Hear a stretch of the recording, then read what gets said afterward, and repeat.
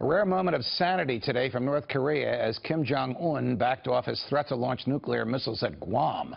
After looking over plans with his senior officers, the dictator reportedly declared that the U.S. should halt its, quote, arrogant provocations. Is it possible to get rid of North Korea's nukes without actually invading the country? Joining me now to discuss is the former United States ambassador to the UN, Fox News contributor, and my sometimes sparring partner and dear friend, Ambassador John Bolton. Ambassador, to that question, is it realistic that we could rid them of their nuclear weapons without an actual invasion of the country? Well, I think there are two aspects to that. Number one, I do think there's a diplomatic strategy still available to us. I don't think that has anything to do with trying to persuade the North Korean leadership to give up its nuclear weapons, because I don't think that's possible.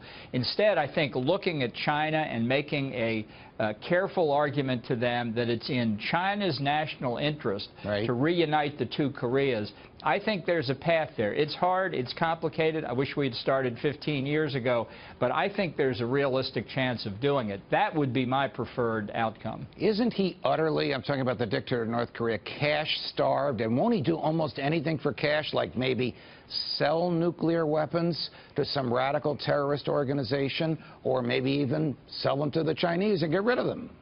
Well, or sell them to Iran. I mean, you've put your finger on an important point here when we talk about sanctioning North Korea. Honestly, it's a desperately poor country. There's very little more we can do to it to that effect. And remember that its partner in crime here in Iran has been enriched to the tune of $150 billion or so of unfrozen assets and uncounted more billions in deals now that the sanctions on them have been lifted.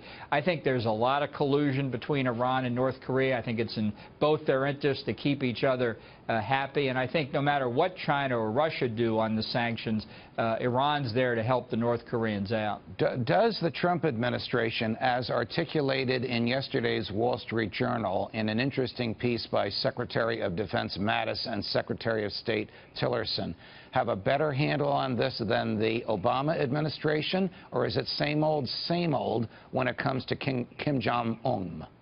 Well, very sadly, it's same old, and what is stunning about it is that just a few days before, Obama National Security Advisor Susan Rice had written a kind of confessional, which she expanded on in several TV interviews, acknowledging that this effort through carrots and sticks, incentives and disincentives, to persuade North Korea to give up its nuclear program over the last 25 years had failed. Now, her solution is accept the nuclear North Korea, which I, for one, am not prepared to do.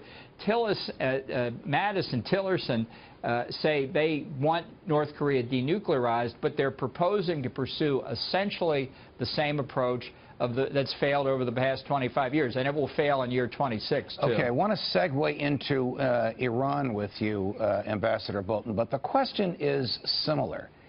Is nuclear weapons in the hands of bad regimes, regimes that wish us ill, ultimately inevitable? Can't any of them, like Pakistan did, gather, acquire, or bribe a scientist to give them the wherewithal to develop nuclear weaponry? Look, that route is there, and I would say this. Each new country that gets a nuclear weapons capability inspires others to do the same. That's what the problem with proliferation is, in my view, why stopping North Korea and Iran is so important. But I tell you, even if I were to concede the point that it's like trying to sweep back the sea and that the spread of nuclear weapons is inevitable, the danger, the risk they pose is so enormous. Give me the broom. I'll sweep until I drop. All right, John, the folks in Iran say that they can restart their nuclear program in a matter of hours. Is that true? And if it is, of what effect was the agreement that President Obama entered into with them a year and a half ago?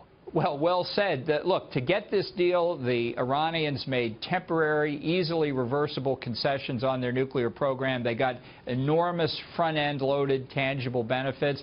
And what they're saying, in effect, is you signed a rotten deal. Don't push us because we can reactivate everything we've given up in a heartbeat. And they're essentially correct. Before I let you go, are we on the verge of military intervention in Venezuela? And would you argue in favor of that? No, I don't know what a military option in Venezuela is. I will say this. This is more than simply the collapse of a civilized government, a civil society. You've got the Iranians in there because Venezuela has the world's second largest reserves of uranium outside of Canada. The Russians are in there. The Cubans are all over the place. The collapse of Venezuela is a threat to international peace and security. I think we need to help the opposition. They're in disarray. And that poses a threat around the hemisphere. I don't see a military option involved here that I understand anyway.